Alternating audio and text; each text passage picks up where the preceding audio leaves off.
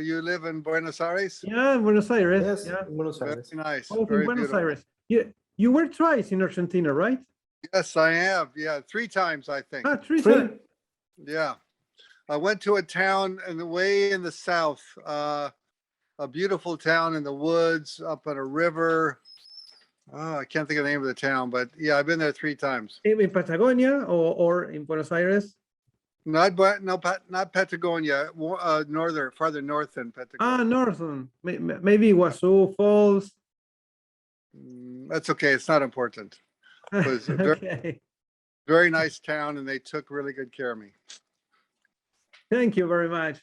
Next time with asado barbecue, Argentina barbecue with us. Oh yes, yes, barbecue. Yeah, yeah. Argentina barbecue, my favorite. Bill, we are genuinely very pleased to meet you. Good. You too. Well, Adrian, maybe we both have a degrees in tourism. I'm also a journalist. Yep. And the first question, maybe because we have seen the different videos from you in the internet. But what was it like growing up in Portland, Oregon? Well, it was very nice, but kind of lonely. I grew up in the woods, so I didn't have any culture, no art museums or galleries or movies or theater or music, concerts. I was pretty much watching TV. That's how I got my culture. So I was influenced by Walt Disney on television in America, and of course the Warner Brothers cartoons. Those are the 2 animation shows that I really, really loved, and that's why I wanted to become an animator. So I didn't really have ambitions to be a director or a producer. I just wanted to draw the funny characters and make them do funny things. And that was my primary goal while I was in growing up in Oregon.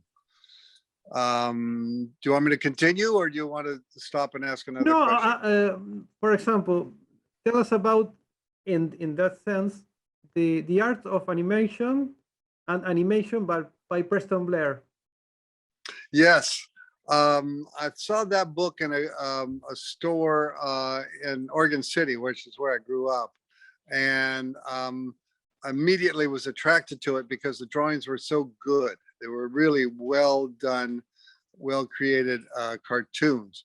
And also the book talked about how to make an animated film. And that was something I had no idea how that worked. And there was no schools back then for animation. So I used that book as my early education for animation. And I thought what Preston Blair did, I mean, he was a genius. He did so many great things, including the Tex Avery, Red Hot Riding Hood films and The Dancing Girl, and also Fantasia, the crocodiles and the hippopotamuses, and he was such a genius with animation that he was one of my early inspirations. And in fact, when I was nominated for an Oscar for Your Face back in 1987, I went up to Carmel, California, which is just south of San Francisco, and I looked him up. I went to his house, and he was a tall guy. He was taller than me. I'm pretty tall at 6'4", but he was taller than me. And he had boxes and boxes of Red Hot Riding Hood drawings and Fantasia drawings, and I was drooling. And I wanted to trade with him, and he said, "No, I'm not going to trade these drawings. I'm going to sell them and get rich." So he had an auction in New York with all of these Tex Avery drawings and Disney drawings, and they didn't sell very well. This was before the big rush for animated original art. And unfortunately, he didn't make a lot of money. It was really sad because he's such a a genius. I bought 5 of his drawings, 6 of his drawings actually, Mhm. and I treasure them very much. I got a the nutty squirrel. I got the nutty squirrel with a hammer, and I treasure it. It's such a beautiful drawing. It's very, very interesting. What about this? About your dogma, no? The 3 rules for success Yes, in animation. I listen yes, to it everywhere. yeah, This is make your short film in 5 minutes. But quick and get to the point. But yes. how long should be the videos? How long should be the video? How long? How long is really only 5 minutes? Well, for a short film, it's Mm. perfect 5 minutes. 5 minutes, a perfect film, and for feature films, about 80 minutes, 90 minutes for a long. How you say metraje? I can't remember. But I'm just doing a short right now. It's just Mhm. finished. I think it's one of the best films I ever did, and it is called Demi's Panic, Then and it's panic. it's about the coronavirus. Mhm. And I think it's going to do really well because it's not a typical Plympton film. It doesn't have a lot of humor. In Mhm. fact, it has very little humor, Mhm. but it's very issue oriented. It's something that I believe very strongly in, Mhm. and many people in America, as you know, are very dismissive of the coronavirus. They think it's a Mhm. hoax. It's not real. I'm okay. No one's going to hurt me. So this film is for those people. And we're just now starting to play in festivals. And it's a 10-minute film, but Mhm. it had to be 10 minutes because that was the script. I wanted to tell the story the right Mhm. way. Mhm. So sometimes I break my own rules and go longer than 5 minutes. But the Hispanic is Lorena and Danny. I see Very good. Yes, from yes. And from it's Colombia. Latino. It has Latino dialogue in there, and their names are Latino. So I think she's from Colombia. Lorena is from Colombia. So that's Yeah. the influence. Yeah. Perhaps, quizás in the song. Yeah. And the second rule, make it cheap. It's Yeah. interesting. Use a public domain music or find a local musicians. This is interesting Yes. to. Yes. Sometimes music is very expensive. In fact, Mm, for Demi's Panic, we use Quesas, Quesas, Quesas. You know that song? yeah, sure. Yes. And I didn't have to pay for it. Danny paid for it. He never told me how much, but it's not cheap. It's a very famous song. Yeah. In fact, use it in an advertising here in America. Is that a Argentinian song? Do you know? No, it's Mexico. Mexico. I see. I think it's But it's a It's not wonderful song. It's a Yeah, I beautiful really love. song. It's like tango, you know. Yes, it is. It is like tango. So I didn't have to pay for that. Then Danny did, and the other music we hired a songwriter, and he did it for a really good price. So music is very important. Good music is very important. You know, talking about them Hispanic, here in Argentina, we are a lot of fans from Star Wars. And Yeah. you know that the stormtrooper don't need any facial mask. Also, Darth Vader, they don't need any facial mask. No, they don't. That's true. That's true. Here in Argentina, there was a driver in a stormtrooper helmet here on the highway in Buenos Aires, and it Oh was wow. a famous photo in the Wow. yeah. I'd like to see that. I never saw that. Never saw that. I do want to say one thing about Argentina, though. Two of my very favorite artists are from Argentina, and these people are brilliant. They're my heroes. One of them is Oscar Griel, or you, Oscar Grillo, Oscar who Will. actually he lives in England right now, in London, but he is a genius. He's a total genius. And of course, Carlos Nino. Carlos, I met him. I was down there visiting. It was, I think, the Buenos Aires Film Festival, And I drove out to his house, and his artwork just, I couldn't breathe. It was so beyond me, so brilliant. And then now he's doing, or he was doing animation. He did an animated short that just was so different, so radical, so unique that it blew me away. And so sad. Fortunately, I got to meet him before he died, but he was a real big influence. He still is. Do you know about Manuel Garcia Ferré? Was born in Almeria and is famous Spanish Argentine animation director and cartoonist. The cartoonist, yeah, I know his work. What's his cartoon name? Hijitus or Larguirucho, very popular in Argentina. Yeah, he's very popular. Yeah, he was good. He threw a barbecue for me. He gave me a big Argentine barbecue. It was so good. It was very delicious. Thinking about this, where you have an idea Walt Disney work came from? It says in Argentina in 1949 is a construction of thematic park for children, the name La República de los Niños, the Republic of Children. This is according to our official website in the República de los Niños. Walt Disney visited Argentina in those years. Yes, you're right. And take the idea for this park. Inspired to well, you should get royalties from all the sure.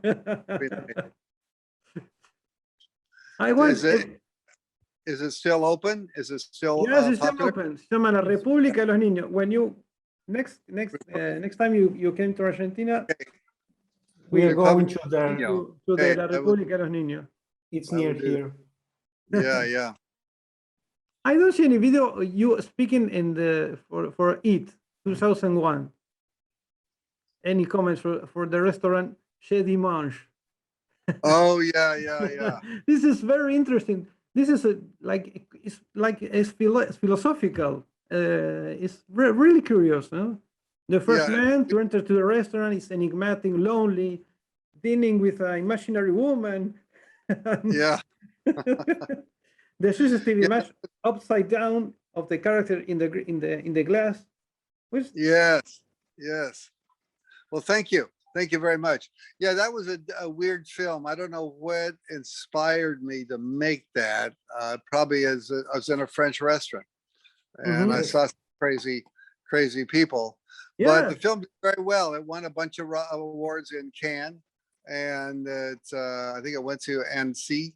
And so I was very happy with the success of that film. It's terrible, but the couple arrives. The couple with this poor situation. No, the couple arrives. The man is a protagonist. I married a strange person. Strange person. He's the same. He's the same character. Very similar. I used a different model, but their physique and their attitude is very similar. Then when the woman begins to speak, instantly she stops no more speaking. Every system, shopping there, shopping everywhere. That's right. He's hilarious. Right. Yeah. Oh, thank you. And the character. Oh, I got some negative feedback from feminists. But why? This is real. Has all to do with shop, but it's okay. It's supposed to be a comedy. It's not supposed to be real. Yeah. It's a comedy, right? Yeah. For me, it's then. Well, speaking this, the character prefers to eat everything. This is interesting. For me, it's a food vacuum because it's the imaginary pasta woman for the poor. Right. And then with the children, a lot of details, like the menu upside down. The last year, they have the menu upside down. Very interesting. This it's now. This is because here is we can talk about this a philosophy through the film. Do you know or many? There's someone who questioned about there's an interesting philosophy inside this what I think the question is, what's your immersion philosophy in your creations? Because there is studying the characters or in the real life, Mhm. like a dream or like a nightmare is Yeah, both. with a smile corp. The Yes, the amoeba rocks in love. yes, yeah. I did want to talk a little bit about my new film. I have a new Okay. film, a largometraje called Slide, and Slide. you probably read something about it. It's a Western, a comic Western along the lines of Clint Eastwood, where he comes into a corrupt town and saves the town. Mm. And it's got great country Western music like Hank Williams. I don't know if you know Hank Williams, but he was a famous cowboy singer around 1940. And I grew up loving that kind of music. So it's real old time country Western. And it's a different technique. It's all ballpoint pen. Mhm. I think I have one here. And it's really yeah, here it is here. This something like this. It's a ballpoint pen. Mhm. And it's much more dense shading. It's really dark. It's very film noir, even for a cowboy film. It's very film noir. Mhm. And I'm almost done with the animation. I think I'll be done in about a month. And then we have to color it. So I'm hoping that next summer, this time next year, it will be finished. But I think you will love it. It's really an epic. I've never done such a big film before. It's going to be 2 hours long, and it's just lots of stories and lots of weird characters. So I think you will like it. Sure. I see in the other video, yes, slide, no? A Yeah, mystical guy, corruption, yeah, very personal film. yeah. And I think you can see it on online. I think we have some clips online. But yeah, it's a lot about growing up in Oregon, the Mhm. woods, the lumberjacks, the people who cut the trees down, and the cowboys come in. Cowboy comes in to get rid of the bad guys. And what about the Simpsons? You're friends with Matt Groening? Yes, I was when I grew up in Portland, Oregon. I went to Portland State College, and I went to a Portland Film Festival, and there was a guy there, excuse me, showing funny commercials. He did commercials, and they were very funny. And I went up to say hello to him and congratulate him on his brilliant films. And his name was Homer Groening. And he said, well, if you want to see some more of these, I have some home in my garage. I can get out the projector and you can watch them. And so I did. And there was Matt on the floor drawing some cartoons. He must have been like 16 or something, maybe even younger, maybe 15. So I've known Matt since then, and that was around 1967, I think. So I've known him for a long time. So we've kept in touch. If I'm in LA, I'll visit him, or I'll see him in Comic-Con or in Annecy. He likes to go to Annecy, so it's fun to see him. And one time we were out on a boat in Annecy, and he said, Bill, you should do some stuff for the Simpsons. And I said, oh God, I'd love to work for the Simpsons. So they got this thing called couch gags, where you do a 1-minute humorous piece concerning the Simpsons. So I did one and they loved it. And I've been doing them ever since. I almost one a year. I think I'm up to 6 or 7 couch gags, and each one gets more and more popular. So I want to tell all your fans out there that actually I sell those drawings. I sell those Simpson drawings of Homer and Bart and everybody. And they can contact me at on my website, which is plymptoons.com.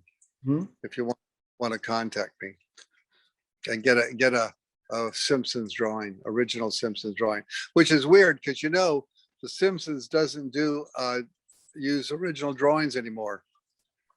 It's all digital. I'm the only guy out there that's actually doing real drawings, pencil on paper. So I'm the only guy that can give you Simpson drawings. It's like your characteristic for independence. You're continue every day, ever independence, right? From the big industry. Yeah. Now I'm doing a lot of music videos, which I like, especially if I like the music. I'm working on it now, a music video called Lipstick of the Brave, which is 6 minutes long. It's pretty long. And I do a few commercials and some other stuff. So, but I want to get back to Slide. That's my real passion. That's a film that I think is going to be quite a blockbuster. It's really going to be very popular. Okay, perfect. Adrián, ¿quieres preguntar algo? Yep. Yes, pero no me animo a preguntárselo en inglés. Te pido, Gaby, si vos se lo podés traducir. Sí. Me interesaría saber cómo, ya sabemos que hace muchísimo tiempo labura y trabaja con esto de la animación y de manera excelente, por lo poquito que yo pude ver, que me encantó. ¿Cómo fue la transición al correr de los años con las nuevas tecnologías y demás? ¿Cómo se fue adaptando a eso? Si le resultó mejor, si no le resultó mejor. No, adapting about the new technologies, creating the new technologies in the designing cartoons. Mm-hmm. Do you like the new technology or digital or no, or traditional? Well, generally, yeah, I think Pixar makes great films. I like the Disney films. I think those are really good. But I still prefer hand-drawn, and I tell you why. The problem with the computer films are that they're so perfect, and they look like they were made by machines. Whereas films like mine or some other people who are traditional animators, you can see the hand of the artist. And to me, that gives it a very comfortable feeling. And also it gives it a much more artistic look, because it's got some rough edges and mistakes and strange things that you don't expect. And that's why I like traditional animation. Very interesting. Yes. Can you tell about, I love making people laugh, because making people laugh is also important, and being boring is the worst crime. That's true. I don't win a lot of prizes in film festivals because I make films that are entertaining, and the festivals want films that are political and hard-hitting and very serious, very dramatic and serious. And I feel that humor films are actually much better for society, because in times like these, with the pandemic and the crazy politics, we need to laugh.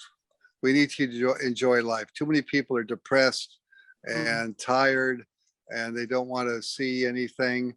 But if they show them something funny, that will make their lives much better and much richer. I think there should be a Nobel Prize for humor. I think humor is that important to the human spirit, to the human situation, that we need to laugh. And I hope my films make people laugh. Right. This is really perfect. One more thing. What about curiosity? You see the creating process, where the ideas come from, is the open mind and curious mind. To do like you do this creation. The first thing to do is curiosity, or have a curiosity. Have a what? Curiosity. Oh, curiosity. Yes, yes. No, when I teach classes, I teach a lot of schools, or I lecture a lot of schools, and I tell them that one of the most important things is to be curious and to try to figure out why life is so strange, why people are strange. And then you will find many, many ideas to make films about. And so I try to keep my curiosity always ready. And I carry a notebook around with me. If I do get an idea and I want to remember it, I write it down. So yeah, curiosity is very important. Mm. So maybe two more questions because it's getting late here. Yeah, sure. No, it's I have maybe I'm not this I'm not this kind of rock from from the from the from the from the amoeba wrestling. From what? From what? Amoeba wrestling. Amoeba wrestling. This is the no from. This is from no from it. It's from I married a strange person. Oh, A short from memory strange person. Yeah. Then Idiot and Angels was also a success, right? yeah. Idiots and Angels came after a Hair High. And I was hoping Hair High would be the big success because I spent a lot of money on it and I hired a Hollywood actors, very expensive. David Carradine, Keith Carradine, Martha Plympton, people like that. So it was not a success and I was really disappointed. So I said, screw it. I'm going to do a film just for myself, just pencil on paper, simple, easy story, simple story. And that was a success. And it's funny that a film that was really low budget, very low budget, was such a success. It was really interesting. Yes, the last one is Kill Bill and Plymton. Yeah. What's the question? No, you married with Kill Bill.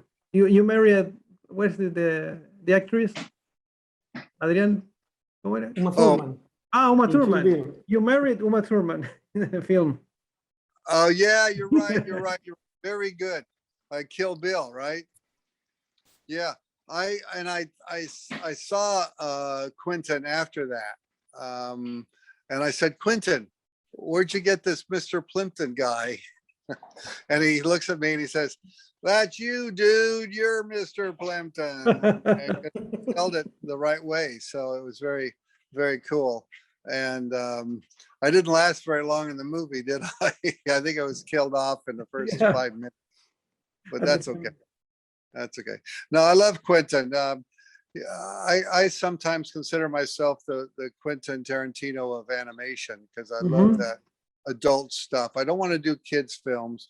I don't want to do happy films. I like doing dark, weird, surreal animation. And that's why I'm a big fan of Quentin's films. The last one, Bill, one message to Argentina, to fans in Argentina. You visit Argentina when you come back, yes.